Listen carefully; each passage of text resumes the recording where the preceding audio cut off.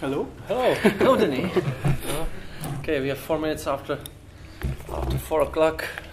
We have some food. It's okay right now, I hope. Okay, hello everyone. Let me welcome you on the KVIFF Talk, or masterclass if you want, with the Canadian director, filmmaker, former film critic, which is important for me, the one and only Denis Côté. Thank you for coming. As you know, he made a lot of short and feature films. He also has been a film critic on radio and in magazines, and also vice president of the Quebec Association of Film Critics. I think in all his projects, Denis offers his own unique take on concepts of narrative, as well in his fiction films, also in his documentaries and in the hybrids, to create a series of films that are at once open-ended, mysterious, and maybe subtly disturbing, with long takes and very specific mise-en-scene. I think this will be the topics of today's talks. Also, I only tell that he burst onto international film scene with a group of challenging and very innovative movies. In the past few years, he made his first feature film in 2005, Drifting States, Les États Nordiques Radisson. Maybe you were on the screening of this film here in Karlovy earlier today. The movie won the Golden Leopard at the Locarno International Film Festival and began his journey through the festivals, very successful. Today we have 5 excerpts here, like 5 scenes from his movies, which Denis, I hope, kindly will comment on. And please, if we have a screen. If we have a screen, I'm not sure about it right now, but I hope so. Please feel free to ask Denis on any relevant subject since the very beginning. So it's totally open. I think we can start with the first thing. It will be from movies Carcass from 2009, Curling 2010, Bestiary 2012, Weekend Flow, Saw the Bear 2013, and his last fiction film Boris Without Beatrice from 2016, which was in Berlinale in competition. So the first thing, the Carcass, I only tell some few words about the movie itself. Let's see.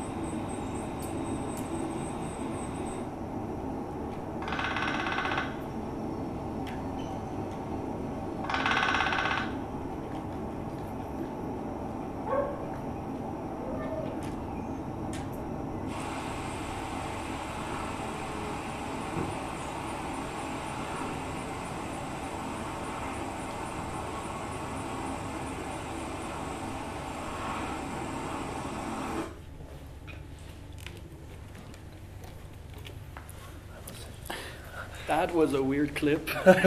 We have only weird clips today, just for the context, because it's a very specific thing. Carcass is a movie about an introverted man who runs a so-called, maybe we can say, car cemetery, where people come to find parts of old vehicles.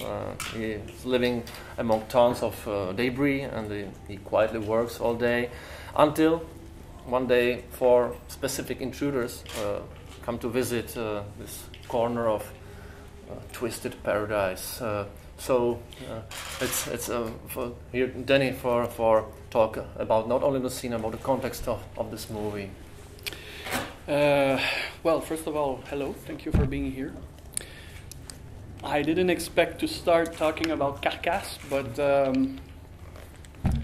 Carcass was proposed to me in 2008 by a company in Montreal, and they told me, would you like to do a carte blanche? We give you all material to shoot the film, and we give you post-production for free.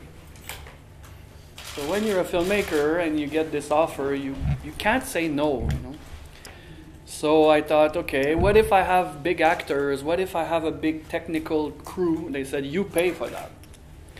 So I thought, okay, I need a simple, original idea. I'm free.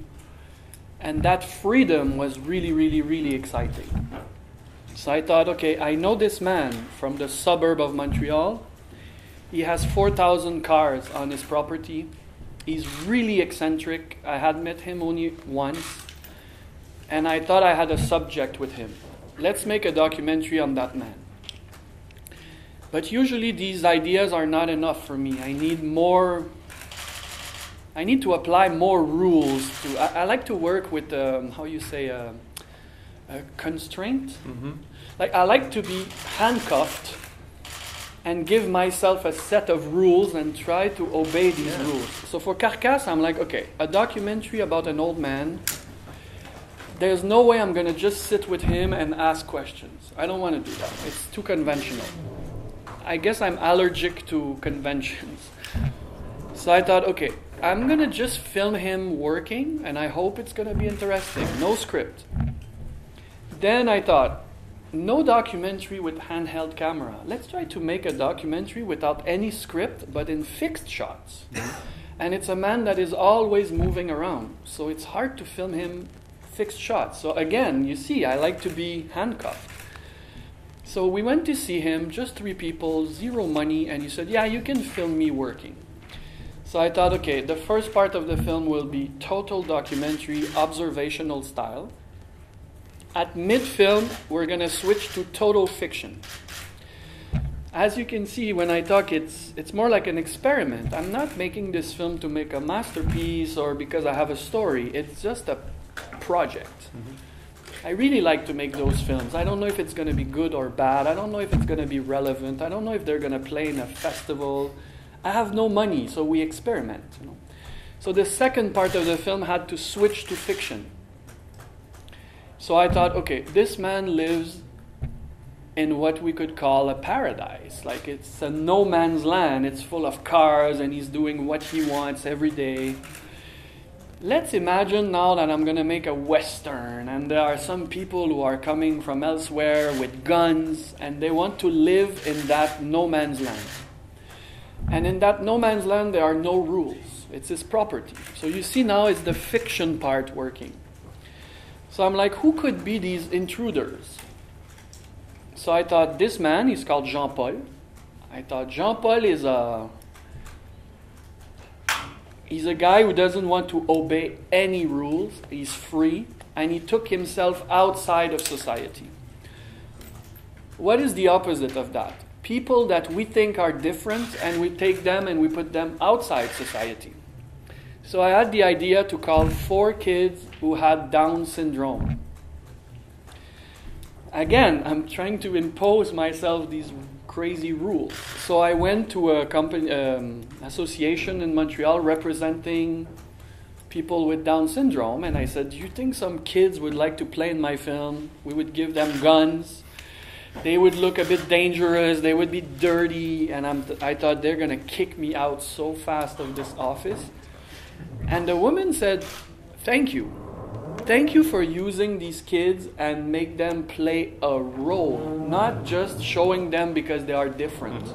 So she found for me 4 nice kids, and she said, go make a film with Denis.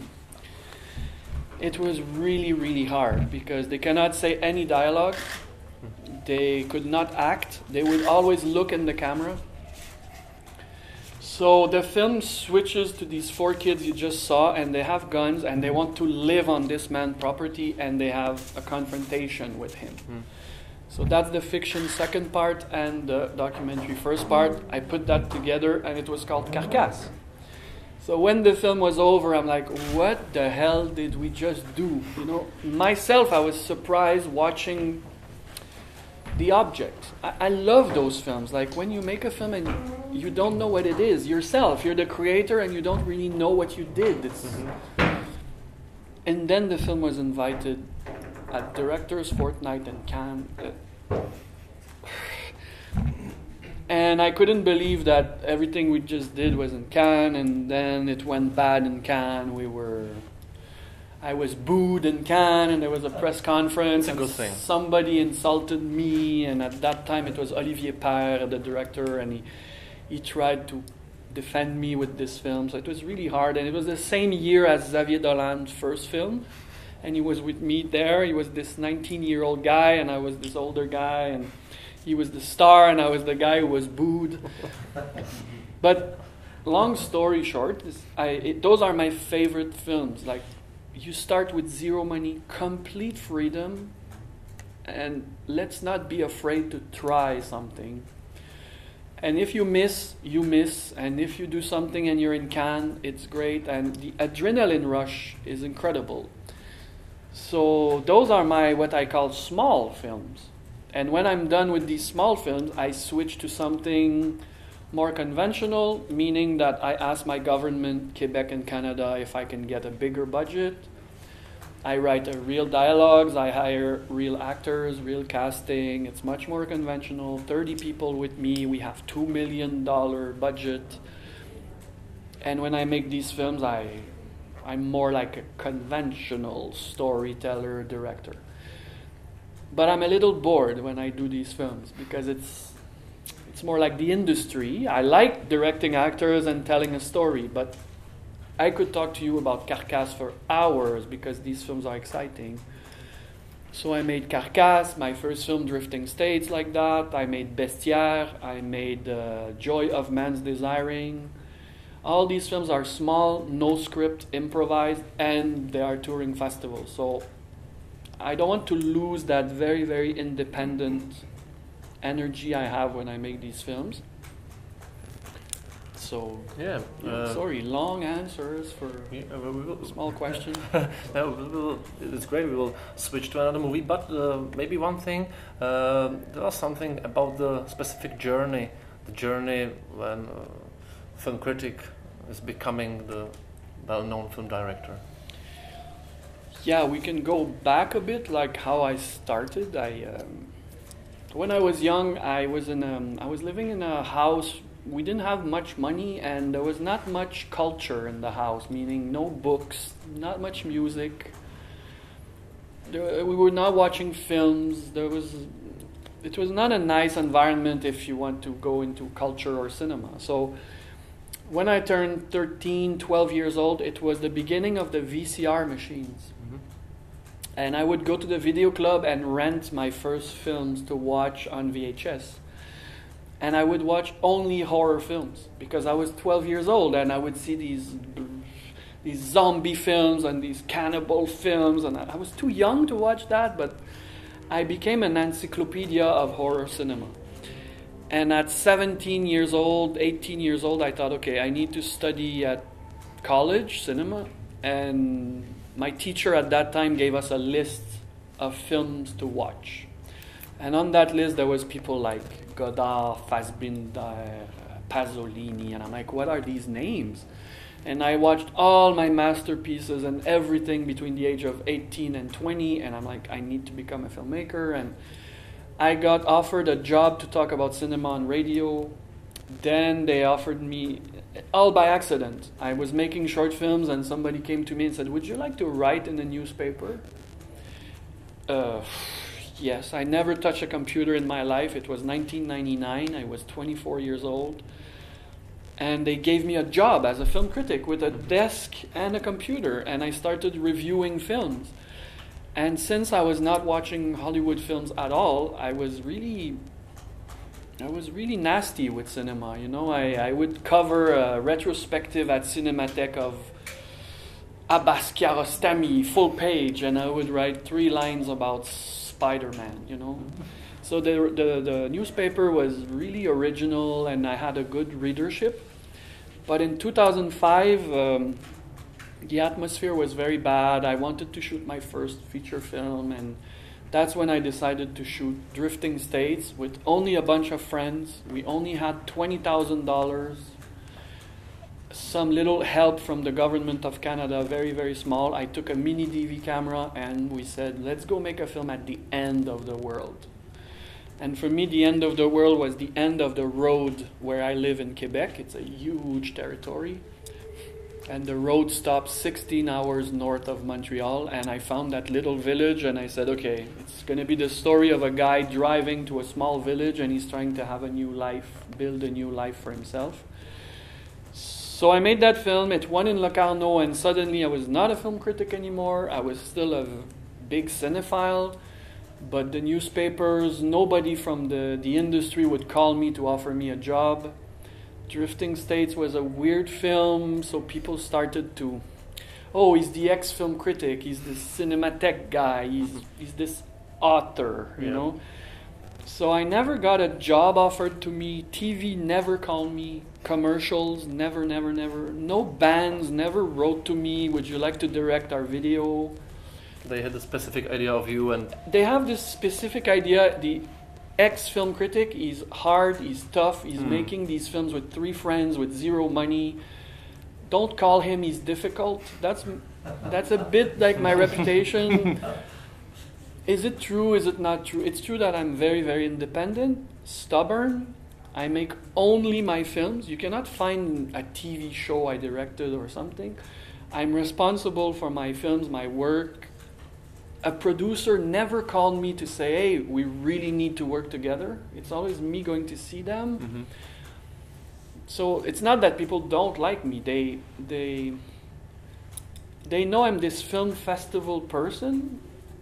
I think I'm a little intimidating because I'm this very stubborn cinephile, and I guess they're a bit afraid to collaborate with me. Mm-hmm.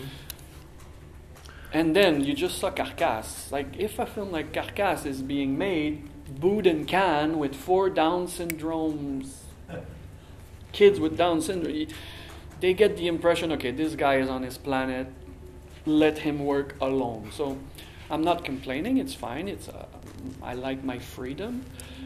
But sometimes I would like to be considered more as a more traditional filmmaker. I'm not trying to be weird just to be weird. Mm-hmm. But yeah, I haven't written a film critic in last time was 2005. So it's been 12 years. I'm not in that environment anymore. It's not part of your inner process anymore. Well, I have my cinephilia, and I'm still a big cinephile. And when I go to a film festival, I still try to see a lot of films. A lot of filmmakers are not cinephile. You agree with that? Yeah, sure. A lot of filmmakers don't watch any films. And they can't talk. You name another director, they don't know who they are. They don't have time. I'm not sure they have the interest. You're kind of exception. It's the other guys. So you're a journalist. So I still watch a lot of films, and I know the film critic world. So when I premiere my film in a big festival, okay, I'm going to read the reviews. But sometimes I know what's coming. So a bad review is fine. A good review is fine. I'm not excited by a good one, and I'm not depressed for a negative one. I take a lot of distance because that's a job I did in the past. Last year in Berlin, I premiered a film called Boris Without Beatrice, and the reviews were quite negative. For the first time in my life, it hit me pretty hard. Mm-hmm. it's your 9th feature film. You've always been protected by your friends in film festivals and the journalists, and now it was bang. Mm-hmm. You have to do a process in your head, like how am I receiving that new energy, and what am I going to do next? And okay, I have enough experience to take it, but I'm thinking about young filmmakers when they read their first negative reviews. Some people, they just collapse, you know, and they cry, and they... But me, it's a world I know pretty well, the festivals, the film critics. I know how to navigate in this world. And we'll speak about Boris without Beatrice later. I saw that in Berlin, and I remember the mixed reviews and some stuff. But now it's time for curling. Not sports here, but it's a, let's say, father-daughter family drama. I hope that I'm true that Emmanuel Bilodeau is playing father to his real-life daughter in this special movie. It was, in this context, exceptionally well received, but not only by critics, but also by the audience. So let's see the amazing, very windy opening scene and talk about That's an example of when I make Carcasse, next I want to make something more conventional and more, so now you get an example of something more narrative and conventional. Okay.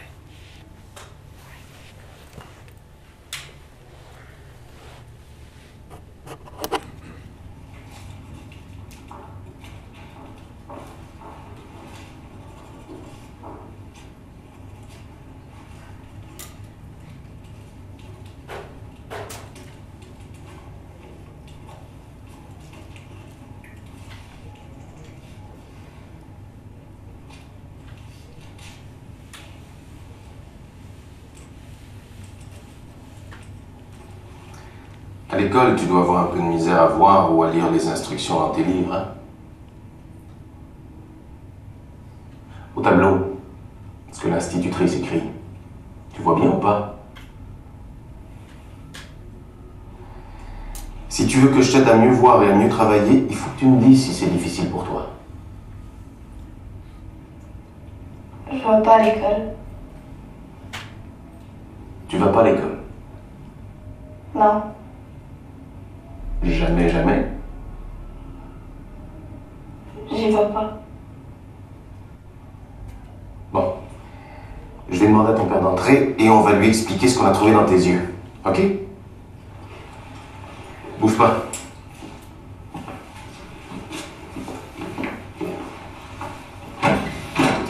Monsieur Sauvageau?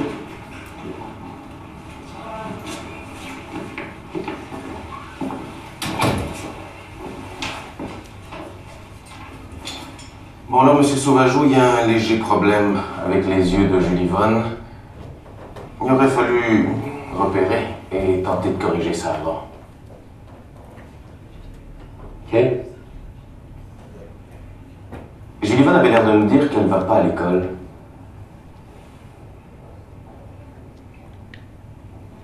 C'est vrai? C'est nos affaires, ça, monsieur? Julie Vonne a un problème d'astigmatisme qui doit être suivi. Pourquoi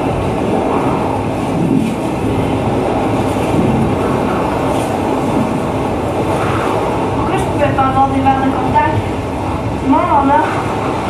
Que la prométrice, c'est que tu fais du stigmatisme. Tu peux pas avoir des verres de contact avec ça. On va être lunettes. On va faire comme tout le monde, là, tu vas être un peu différente, c'est tout.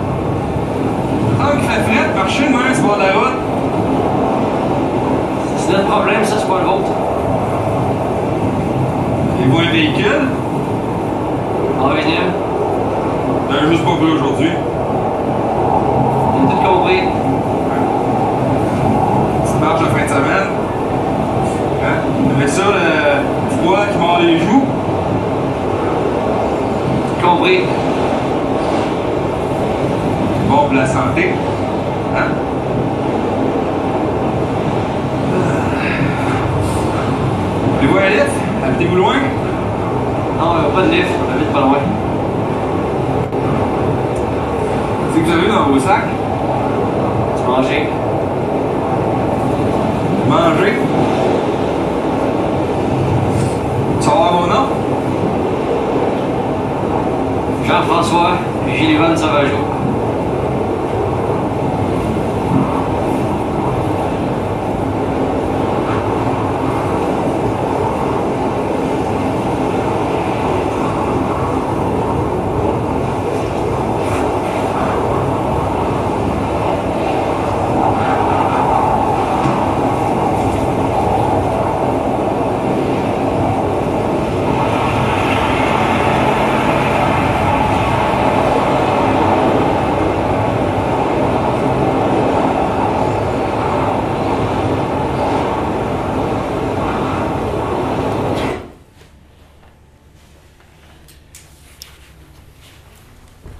Curling, big success not only for critics but also for the audience, which is maybe surprising. But you see the radical opening scene. Please, Denis, tell us more about the themes, topics, and also the form of this special movie. Well, what you just saw now, those are much more controlled film. Everything is written. It's. I make a lot of films. A lot of my stories have to do with people living just a little outside society, not complete freaks, but people who are afraid of society a little. I wouldn't say my dad, not my dad. I know some people who are a little like that, meaning it hurts, they won't go to hospital, it's too complicated. They don't pay their taxes, it's too complicated. People who are just a little afraid by the rules of society.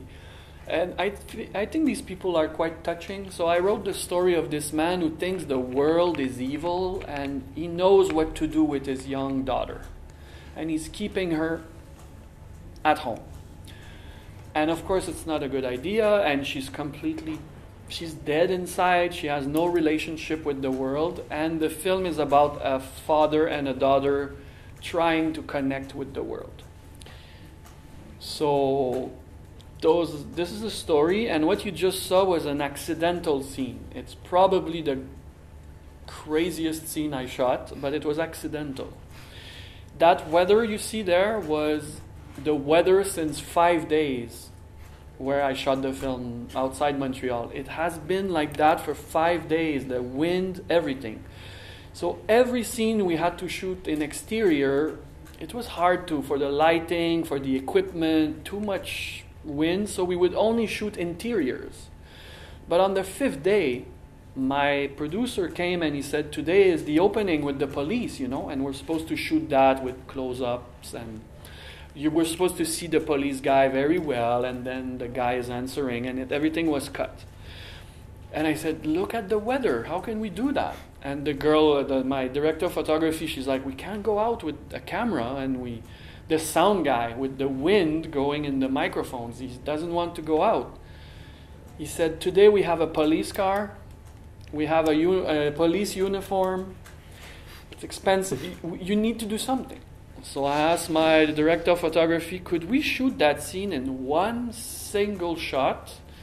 We're going to put the camera in the van, and we're going to let them walk on the road, and we're going to protect ourselves in the van.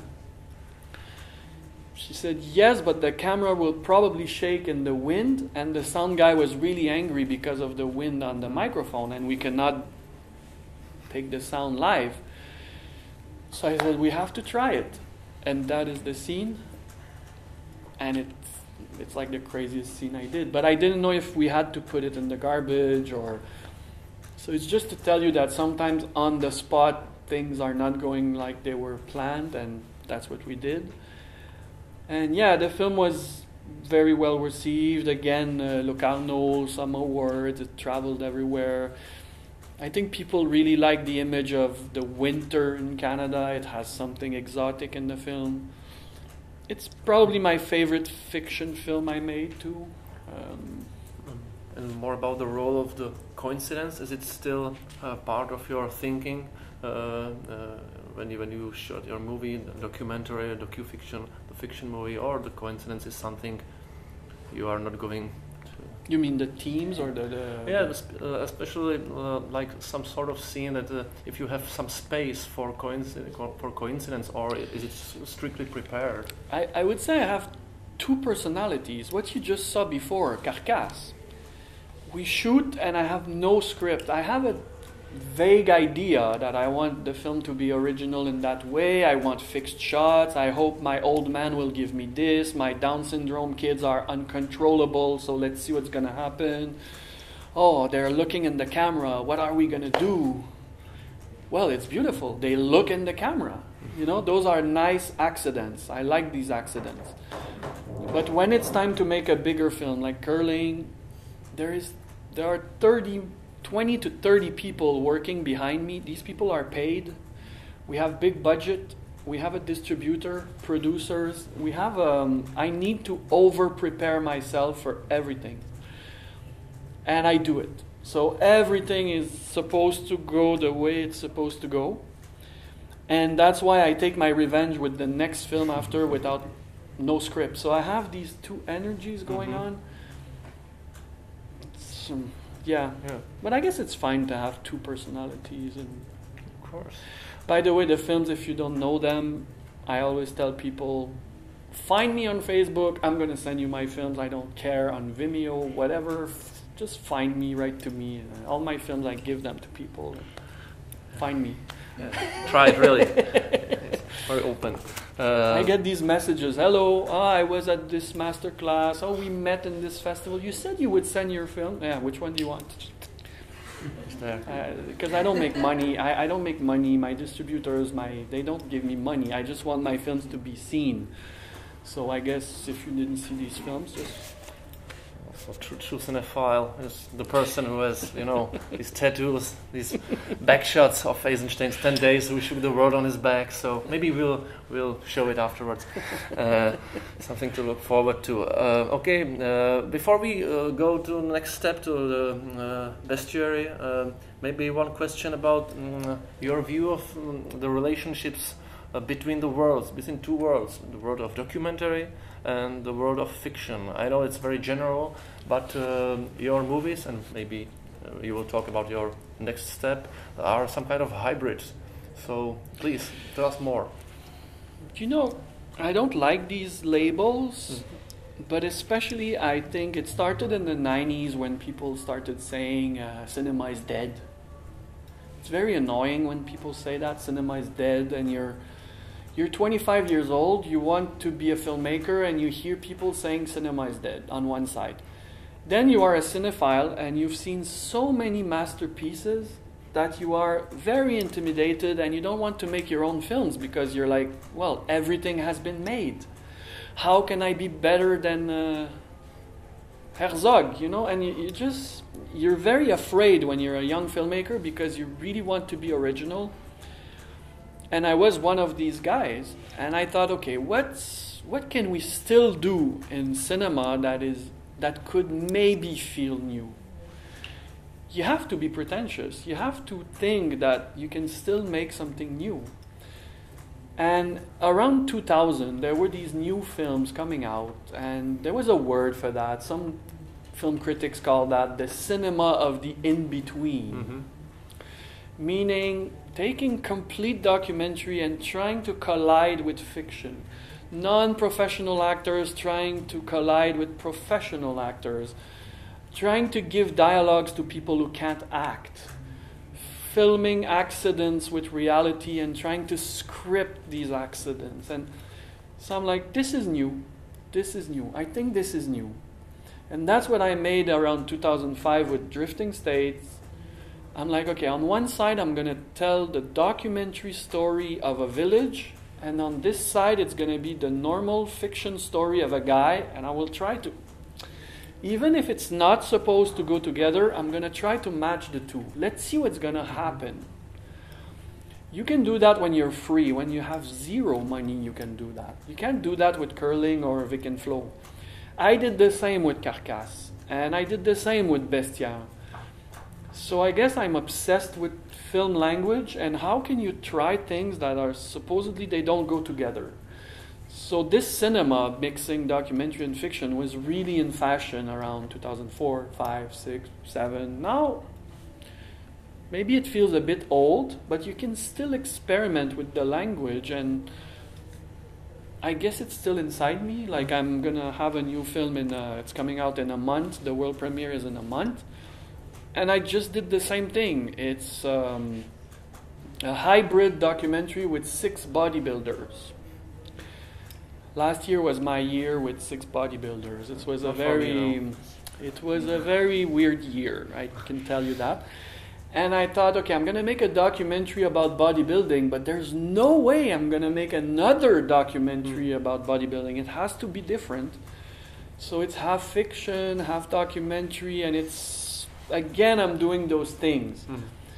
So I guess I have to experiment all the time. I cannot just stop and go make, try to go to Hollywood and try to, where I live, I am friends with these guys, like Jean-Marc Vallée, Xavier Dolan, Denis Villeneuve. I know all these guys, and we have discussions together, and they're like, Denis, why don't you go to Hollywood? And I'm like, no, sorry, I don't understand your language. What are you saying now? I don't understand. I want to stay here and experiment.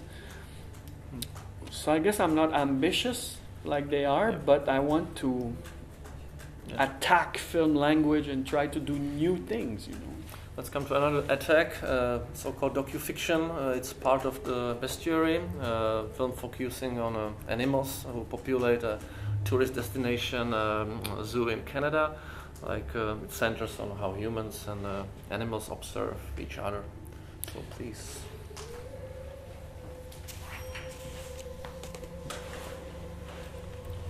It's an opera. I don't know where it comes from.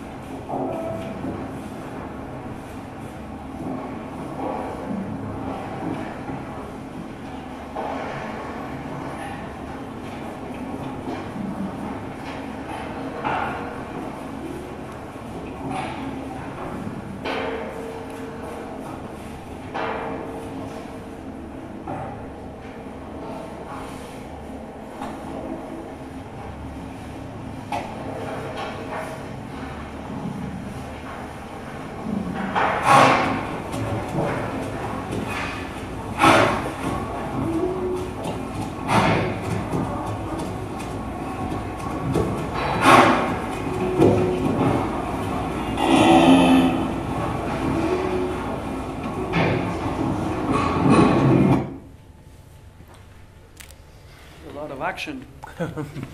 In Hollywood, it's best for Hollywood, I think. Maybe you can try it. Like animals, this is some kind of new substance in your visual language. So tell us something about this special relationship and fascination, the view of the people and the view of a human and animal. Well, the story of Bestiaire is, again, it was accidental. We were shooting Curling, the film before, and I had a scene with a tiger. So where do you shoot a scene with a tiger? So we approached a zoo and we said, we just need to go for 1 hour, take a shot of a tiger in a cage. So we went, and before leaving the zoo director, he said, I know you, I know your films, come back anytime you want, the zoo is yours. So I went home, I'm like, woof, what do you want me to do in a zoo? You know, a documentary about zoos, woof. I've seen those films, what am I going to do? Interview zookeepers, so I forgot, I started writing something else. And then I'm like, yes, but the zoo is a very cinematic place, I'm sure I can find something original and go there. He told me the zoo is mine and it would not be expensive. Because I try to think also about budget all the time, so if I want to stay creative, I need to find simple ideas. I called 2 friends, I said, I have no script, nothing. I want the film to be 70 minutes of animals looking at the camera, looking at the audience, and see what kind of energy it is for an audience to watch animals for all this time, without trying to anthropomorphizing the relation between human and animals. In Hollywood, animals talk. They have a personality, they talk. We come to this point that animals are always like us humans all the time. They feel pain, they feel solitude, they feel this, they feel that. And it's not always true. Some animals, all they have is their animality. We should stop thinking that they are humans like us. Some of them have a conscience, they can feel pain and loneliness. Some of them are completely stupid. And I was a bit tired of all this speech about how the animals are this and that. So I said, okay, there will be nothing else than just animals looking at the audience. And then we're going to talk to the people and ask them, how did you feel watching that? So I said, let's go. So we went to the zoo and we shot for 9 days only on 3 seasons. That was the winter part. And it was very boring to shoot. Like, okay, let's shoot this cow, let's shoot this bear, let's shoot this giraffe, the elephant. And no notes, nothing, a bit boring. And then at the editing table, let's try to organize the energies and work instinctively. And when it was over, I asked my editor, I said, what is that? Is that a film? He said, I don't know. Is it boring? He said, I don't think so. Maybe it's for museums. He said, yeah, but it's not an installation. He said, I don't think so. And the adrenaline rush of not knowing what the thing is, not because you created it, even as a viewer, we were really excited. Then we start sending it to some people, and we learned that Sundance and Berlin were fighting for who would have the world premiere. So I'm like, I think it's a film. So this film played in about 150 film festivals, and the dialogue with the audience, those are the most amazing Q&As I had for a film in all my career, because everybody is different and they feel different watching animals. So some people are completely bored. It's fine, it's okay, you know. Some people are laughing the whole film because of the sounds, because they look at the animals, they think it's funny. Some people cry, and then you ask them why. Poor animals, they are in a cage. That's all they feel. Some other people are shocked because they think zoos are cruel. So for them, I made an anti-zoo film. So all these discussions are amazing because that person doesn't think the same thing, and So it was really, really, really a great moment for me traveling with this film. Some woman came, I remember in Sundance, she said, I felt it was a horror film. All this oppression and these sounds and these animals, and thank you, it was so intense. And the guy right there was like, so boring. Does it help you to articulate for yourself what the movie exactly is, what about it the movie exactly is? This kind of discussions, inspirational? I think I like to say the film doesn't exist until it's in front of an audience. Mm-hmm. And I think I knew that what the film was while I was doing it. Mm-hmm. And I didn't want to have any intellectual discussion with my collaborators. I was just saying, shoot the giraffe. Okay, I like this frame, it's fine. You saw the framing is very, very... So I would just compose very precise frame, but I didn't know what it was. Mm-hmm. So I was not overthinking my project. I was not over-preparing things, and sometimes those are the most interesting projects. I didn't have any intellectual speech about my film. I needed the audience to give me some impressions, and then we just have this discussion. Yes. Cinema can be like that. It's not always made by somebody who is over-intelligent and you're not, and I'm going to explain to you what I wanted to do. Let's have an exchange, you know? A few years ago you made the superb movie Joy of Man's Desiring, and it was also screened here in Karlovy Vary. There's also special reactions. The movie documents, if you can see it, the daily life on the factory floor. Workers methodically partner with their machines to create some kind of staples of daily existence. Can you compare these two movies and maybe some kind of observational method? Bestiaire and Joy of Man's Desiring, they definitely go together. Some people say those are brothers or twin films. Yeah, again, it was the observational... I don't like to make normal documentaries where you're supposed to be informed by something. I call these films the Wikipedia docs. Mm-hmm. There are so many films like that. If you want to see a film that is against the zoos, films that are supporting the workers' unions, and they are out there. These films are out there, and I don't feel the need to add another film to that. And I'm not really a very good citizen, meaning I'm not the kind of guy to push an idea. Mm-hmm. I'm not. If you watch Bestiaire, you don't know what I'm thinking. I'm not saying zoos are bad, animals are great. I'm not telling you what to think, and I don't want to tell you. I like to make very open objects, observational style, aesthetically pleasing or intriguing, and then let's have a discussion. So Joy of Man's Desiring were just fixed shots of workers working in factories. I know it sounds boring, but 70 minutes, just people working with machines like this. It becomes this ballet of... Hypnotic. Hypnotic ballet of workers working in factories. I think it's original. It doesn't say anything about the workers and the world, but when it hits an audience, everybody in the audience starts to have an opinion of what they just watched, and we have a discussion. So I like these open objects, not Michael Moore, you know? I'm the anti-Michael Moore. I don't want to tell you this is bad, here I made a film about it. So... no activistic manipulation. I just did the same with my bodybuilders. You won't watch my film, and I'm not telling you, okay, what do they eat to have big muscle? What kind of drugs do they inject to have big muscles? I think we know that. I'm not taking 25 minutes to tell you that, they love their body so much, they take pictures of their... We know that. I'm trying to go and just observe them, respecting them, and you're free to think what you want about these big guys. And it's not a freak show. I'm trying to protect them. The way I'm looking at them is tender. I respect their passion. I'm not trying to do, Ulrich Seidel kind of cinema where it's always a freak show and you don't know if you have to laugh at them or not. So I try to stay away from my subject and keep it very open. And so for some people it's extremely boring.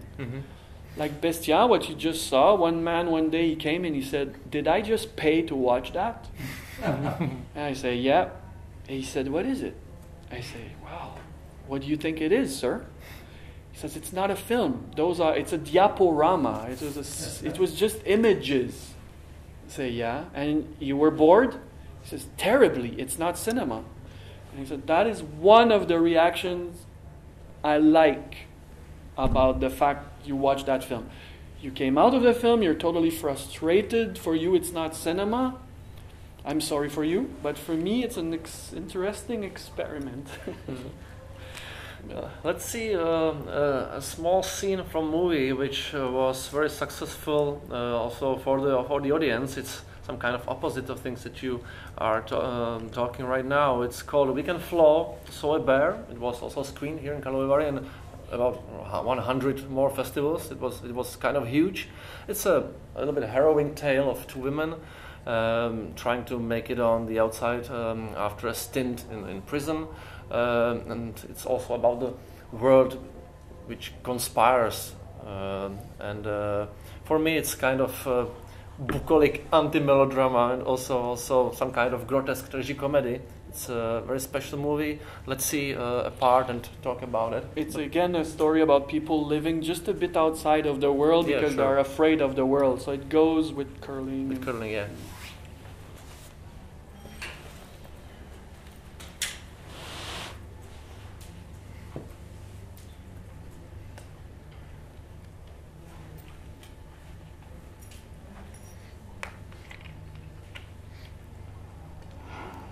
L'agent Libération est venu. Il va passer l'école. Ah bah, il y a une bonne nouvelle.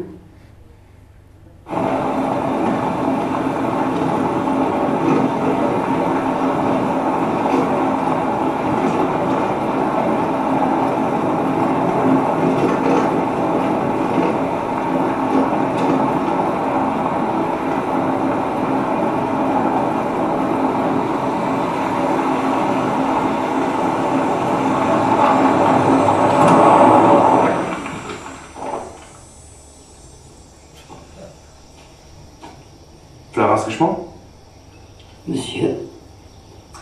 Guillaume Pereira-le-Duc, je peux vous parler? C'est public une forêt. Techniquement, on n'est pas obligé de se parler. Vous avez fait votre temps, vous êtes libre. Et quand vous partagez la vie de Victoria, peut-être vaudrait mieux se connaître. Ah, monsieur l'agent. Tu viens me proposer d'espionner vite pour toi, c'est ça? Vous êtes chanceuse de pouvoir rester ensemble. Victoria n'a pas le droit de côtoyer de personnes qui ont un casier judiciaire, vous saviez ça? Non. C'est un cadeau qu'on vous fait. Vous laissez vous installer dans cette cabane-là. Un cadeau. C'est un privilège, Florence. Victoria mentit. Elle nous a fait croire que son frère Yvon habitait là. Votre machine n'est pas infaillible, est-ce que je vois? C'est peut-être temporaire aussi. Vous comprenez ça? Jenny, vous m'avez convaincu. Vous détenez les clés des portes du pénitencier dans les belles poches de votre belle chemise. J'ai compris. Victoria n'est pas dangereuse. Je sais. Mais il vaudrait mieux se connaître, ok? Pourquoi? Parce que je vous le demande. Vous voulez faire un tour en voiturette? On pourrait acheter des sucettes ou des serres à chaussures au village? Non, merci. Il mène où ce sentier-là? Pays des singes. Florence, je vais répéter ma question. Il mène où ce sentier-là? Nulle part. Il y a une colline. J'ai vu une rivière ou un lac. Rien de spécial. Merci.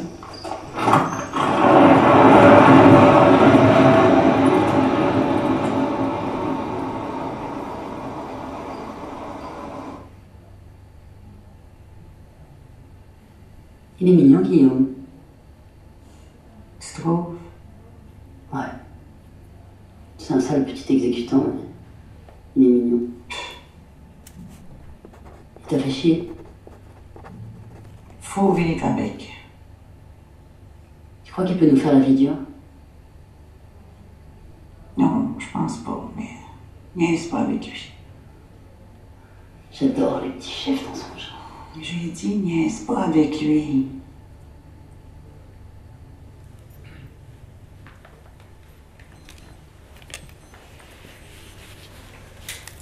Those are very different films. Yeah. Maybe let's talk about one topic, one new topic here. It's your very specific sense of deadpan humor, and also this mysterious atmosphere. It's all in the woods, like you saw, and about special alliance between your main figures. Yeah, that film was. I try not to repeat myself, and obviously you see that all the styles are different and stuff. But for this film, it was right after Bestiaire, and I thought, okay, now it's time for a bigger film. It was my biggest ever. Romane Boringer, she's from France. We had $2.5 million shot in 35 millimeters. So I was ready for something bigger. And I'm a man, and it's hard to write for women without sounding too masculine. Mm-hmm. So I made all these films about men, and then I was like, okay, it's time to confront myself and try to write a story for women and write a lot more dialogues, and let's see if I can be psychological with women. You know, I'm not Bergman, I'm not Almodovar, but let's try something. So that was my first challenge, write for women. And then a lot of people say, oh, you make these dark films, and you're funny in real life. How come you never make a comedy? You told us so many times that you love horror cinema. Why don't you make a horror film? And it was going in my head. I'm like, okay, it's going to be a bit more funny, and then let's make a film that will turn into horror at the end of the film.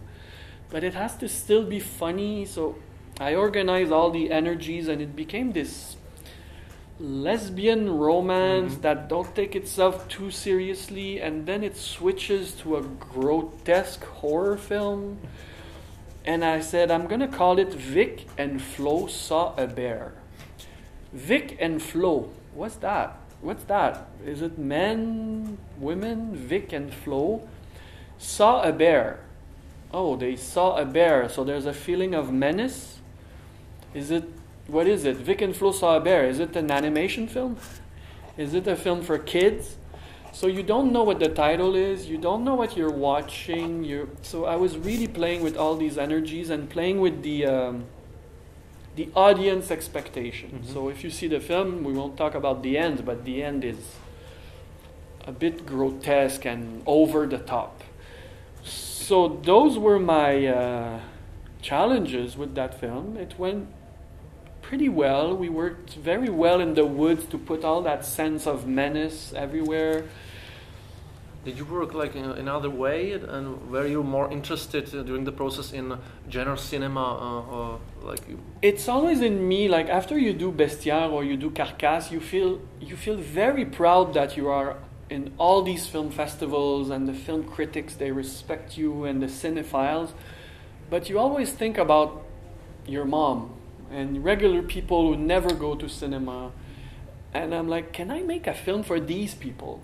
Or am I condemned to always make the same art film that nobody cares about except for the cinephiles?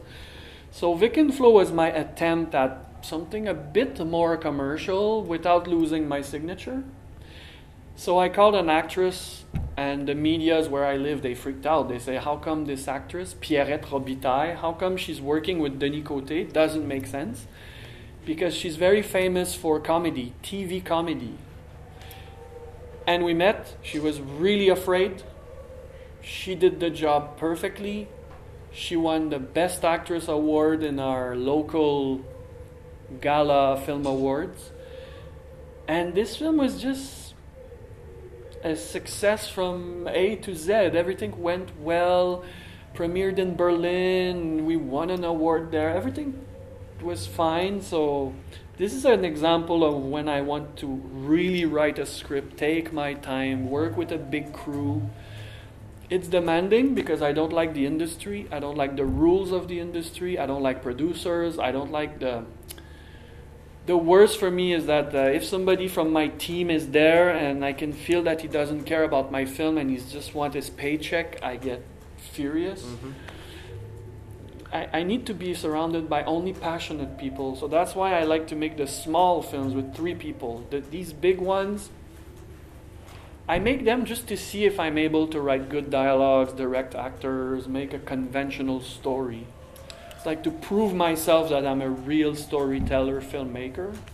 What the work with the actors, like well known, and did you make a lot of preparations? I'm trying for.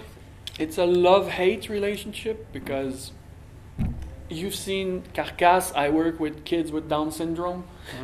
I like to use non-professional actors, but when I make a big films, I need to go see the pros. And the pros, well, they have their personality. They're much more professional. They have these manias and these tics, and it's hard to tell them, look, if I could, I would work with non-professional, but I'm stuck with you. So let's try to. So I like them. Sometimes I really don't like them. I'm not a warm director. I'm not very good with giving them love. So we don't have conflicts, but they can feel I'm not an actor's lover. Sometimes I'm a bit mean with them when we start. I tell them, hello, Mr. Actor. For you, do you think an actor is the soul of a film?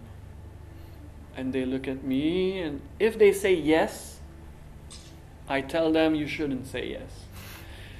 Because I'm so in love with film language that for me the editing, the lighting, the framing, the sound design, all that is a chain. And you as the actor, you're one link in that chain. So I'm sorry, you are as important as the sound. I'm sure you have many friends among the actors. That's only my opinion, and I'm not saying that to be rude to them, but just to tell them that I'm in love with one thing, cinema as language, not your beautiful face, not your talent, and I will not focus exclusively on my actors. Please be aware of that. So some of them are like, no problem, absolutely no problem. They understand. I put a mark on the floor. You're going to be on that mark. It's fine. They're happy. They go on the mark. Some other actors are like, yeah, but where is my liberty? How can I find my own liberty as an actor if you're so directive? And then we can have little clashes. Mm-hmm. But on Vic and Flo, it went very well because Romane Boringer was my age and she played in a lot of art cinema in France. The guy playing Guillaume, he's an extraordinary actor and he's young and he understands that. But the one playing Victoria, she's older and she was much more terrified because it was her first time in a cinephile environment with this filmmaker obsessed with light and everything. So, but we never had a fight. But it went like Boris without Beatrice. What we're going to see next was a bit more tough with the actors. Yeah, I just want to talk about that. So Vic and Flo is just this great experience, but conventional. You see, Bestiaire, I could talk for hours. Yep. Carcasse, I could talk for hours. But Curling and Vic and Flo, I feel like telling you, well, see it. Did you like it? Oh, thank you. Good actors, huh? You know, we can't talk too much. It's just, oh, I was entertained, it's a good story, or I was bored. End of the discussion. Mm-hmm. Carcasse and Bestiaire, now let's talk. Let's have a discussion, you know. It's more challenging. It's more challenging. Yeah, sure. But let's talk about your last movie, Boris Without Beatrice. You say some things about it. You work with actors like one of the best actors I know, it's Denis Lavant, and we will see the scene with him. It's an allegory drama about Boris, like a very well-to-do and proud Quebecois guy who is like flailing in the wake of his wife Beatrice. Crippling depression, and we'll see the scene when a godlike character, Denis Lavant, appears to set him on the right path, maybe Boris Without Beatrice. Last scene of this KVIFF Talk, not last scene of the movie.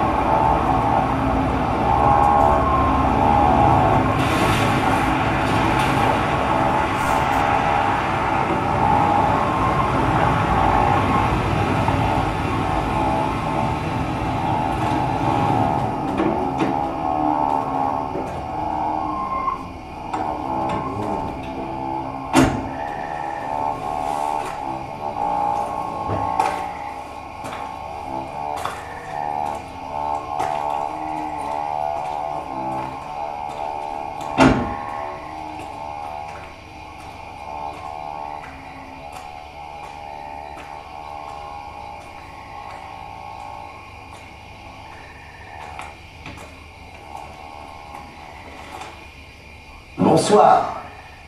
Vous permettez que je vous appelle Boris? Approchez-vous un peu, Boris. Crier ne serait pas très convenable.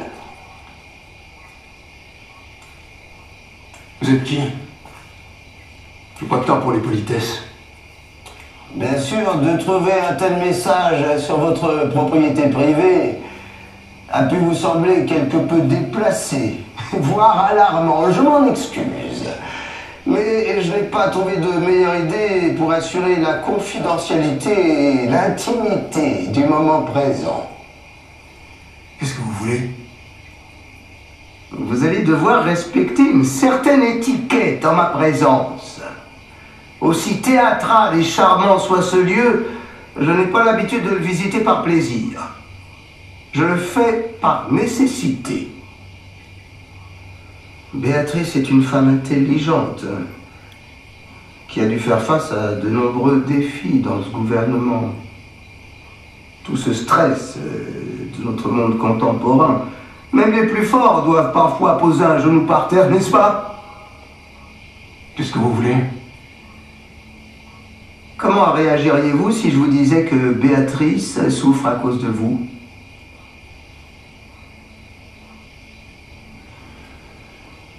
Vous ne répondez rien, Boris. Vous ne répondez rien pour deux raisons. Vous ne répondez rien parce que dans votre tour d'ivoire, vous n'êtes responsable d'aucun malheur. Vous en êtes convaincu. Mais vous ne répondez rien aussi parce qu'enfoui très loin dans votre subconscient, vous connaissez l'ampleur de votre vanité et de votre ascendance sur les autres, n'est-ce pas? Vous êtes venu me faire la leçon? Rien à foutre de vos insultes. De votre petite mise en scène. C'est quoi là? C'est un jeu? Je resterai sourd face à votre insolence. La vérité est que Béatrice est dans cet état à cause de vous, Boris Malinowski. Et seul vous, Boris Malinowski, peut l'en sortir.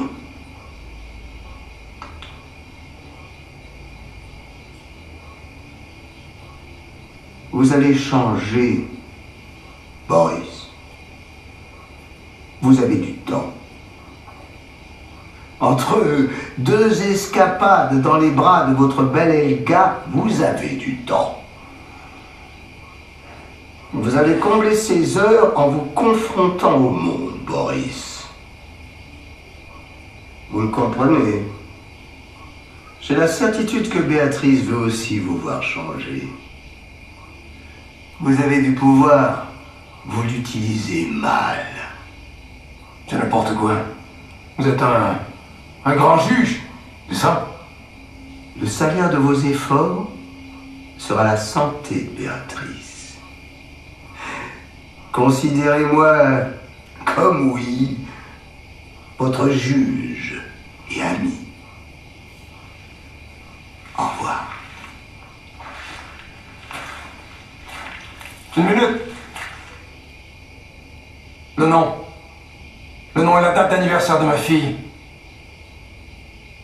Votre entêtement me trouble, Boris. Justine est née le 20 février 1996, avec une tache de naissance derrière l'oreille droite. Soyez sérieux maintenant. Faites-le pour Béatrice. Si votre orgueil vous empêche de le faire pour vous-même.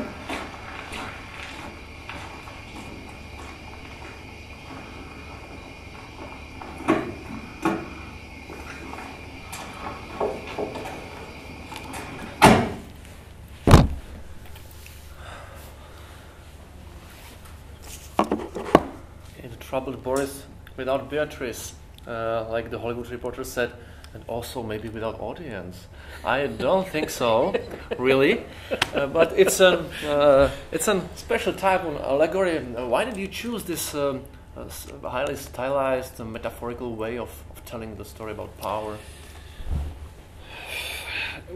That was my 9th feature film, and at some point when you grow older, you need to find new inspiration, or it's not harder to find inspiration, but you don't have the same will to change the world like when you started. So You need to think more about what you want to do and who you are, and it's not the same urgent feeling.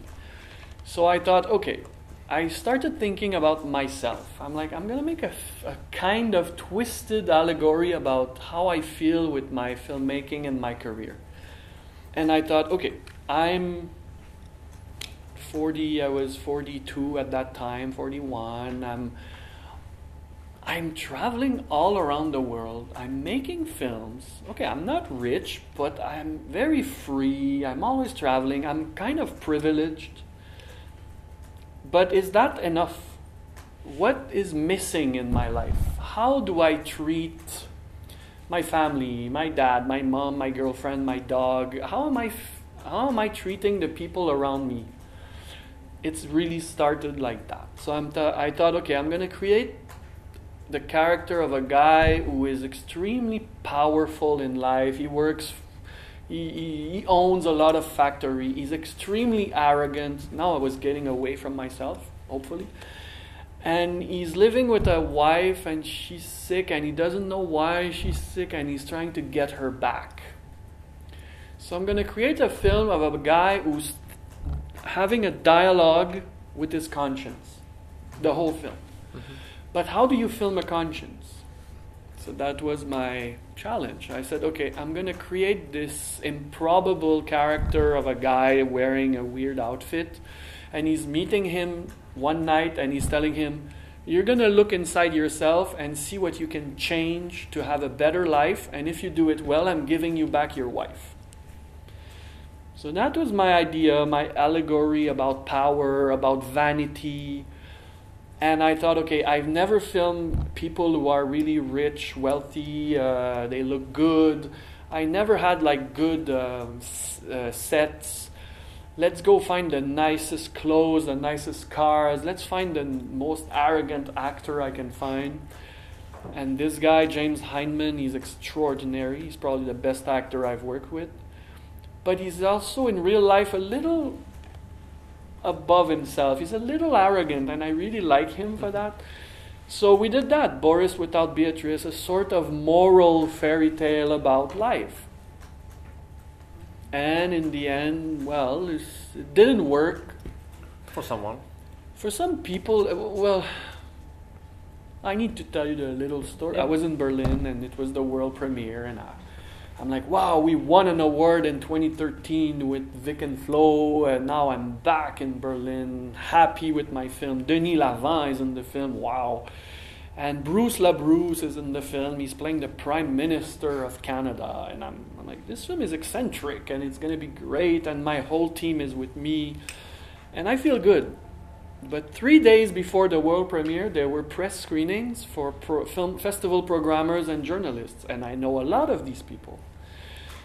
And nobody was texting me on my phone. Nobody was writing any reaction after the screening. I'm like, no reaction. But okay, we go to the world premiere and it's full, and people are clapping double, triple than Vic and Flo. And I'm like, wow, look at that reaction. We all hug each other. We go backstage to go to some little party. I take my phone. I look very quick at the reviews from, not the most important, but the reviews that are going to stay on the internet for a long time. Hollywood Reporter, Variety, Screen, and IndieWire. Yep. Not that they are a fan of my work, but you never know. And it was so negative. And I look at my sales agent and he's like, and to this day, my film usually plays in 80, 90 film festivals, and this film played in like 35, which is still a lot and great, but it's a bit different. So suddenly it's your 9th feature film, biggest budget, 35mm, Denis Lavant, this big script, and it's your worst reception of all your career. So you need to deal with that new energy, and how do you do that? Well, every filmmaker is different. Me, it's okay because I shoot fast, so I can bounce back with a new project. But it was a bit hard, all this money, and then I was not used to that, especially when you make a film with animals for zero money and it's so successful. Now you're confronted to this big machine and it doesn't work. So my reaction, I was reading the reviews and I'm like, what did people didn't like in that film? And it's still not clear. It just, it works less. Yeah. I don't know what to say.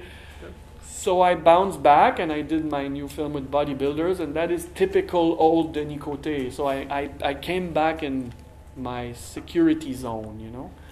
But Boris for me was getting outside, trying something new. It didn't work. Outside your comfort zone, maybe we can say. I have my comfort zone, and Boris was totally outside, and people were like, that is not Denis Côté. Please come back to the Denis Côté we like. I don't know if we can say it, but you will return. The circle will be full for the right time. Can we tell on which festival will you? My new film is called A Skin So Soft in English, with the bodybuilders, and it's going to be in competition in Locarno, and it will be announced in a week. So it's still one of the best festivals in the whole world. You're not supposed to say it, but in a week it's going to be official, and it's going to be the world premiere soon. Okay, I'm afraid we have like 10 minutes, so it's not much. I know it, but it's space for your I questions. talk a lot. I'm sorry, but I guess that was the exercise. Me also. I said feel free to ask, and I'm talking by myself, so it's your turn. You have a representative of the Hollywood Reporter here. I'm not a reviewer. I'm a journalist. Yeah. I write from a news perspective, so that wasn't me. And actually, that clip there, that immediately fascinated me. So I'm not really sure what the reviewer. It's going to be released in New York on September 6th. It's a bit late, but. Right. I'm not very often in the States, but I guess I'll catch it somewhere in Europe. I was just interested really by your reference to, you know, your friends with a couple of other very well-known filmmakers from kind of the Canadian New Wave who have already gone to Hollywood and they say to you, why did you go there? It sounds to me like that's just not your thing at all, but you're suddenly a very versatile filmmaker. So you've just done your 10th film. You've experimented very, very many different things. I mean, what next? It seems to me that your whole career has been experimenting with these different genres. Your mates who've done some more conventionally successful things, so why don't you try that? Do you totally rule that out, or you just want to continue plowing your own furrow? In 2013, I was in New York doing press for Vyckenflo. Right. And my sales agent and my press agent, he said, what do you think? Exactly your question. He said, are you completely closed about going to Hollywood or something? And I didn't want to sound rude and just say, no way, and I'm this guy and I'm going to die in French Canada, you know. But I said, what do you mean? Why do you ask me that question? And he said, look, nobody in Hollywood would produce a film like Vyckenflo. Nobody. But they would watch it. They would see that you're a filmmaker. They could see that you can direct actors. They would never produce a film like that. Never. But do you know how many agents and people in Hollywood are looking for directors? Yeah. And he said, it's so easy to just get in touch with an agent. They're going to mail you scripts. Read the scripts.